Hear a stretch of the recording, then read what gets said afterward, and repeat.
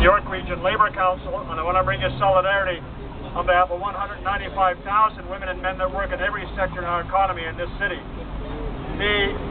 Last November we held a major summit on good jobs for all and talked about what was happening in the economy in Toronto and Greater Toronto and across this country.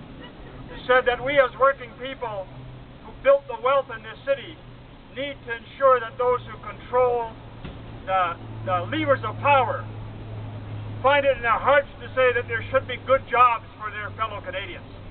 And instead we have, in your example, exactly the opposite. The kind of wealth that exists in these towers, the kind of wealth that exists both in the tenants and in Cadillac Fairview as a corporation. For them to say that they're going to look at their future without the workers who help maintain these buildings and keep them in shape for years and years is disgusting. There's no other word you can use. And so we are going to join with C.E.P and with the other unions, and I want to thank the other unions and union activists that are here today from both public and private sector unions.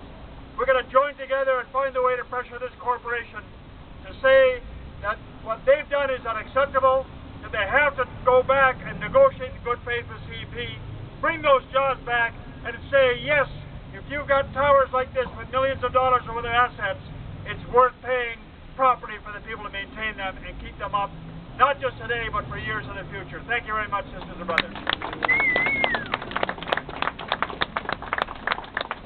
I just wanted one little closing remark. I want to tell you that we couldn't be nearly as successful as we are in dealing with these kinds of really bad situations, frankly, when employers decide they can just run roughshod over ordinary people without the help of organizations like the Toronto and York District Labour Council, the Ontario Federation of Labour, and I have to say, we've had sitting members of the provincial legislature come down to this picket line.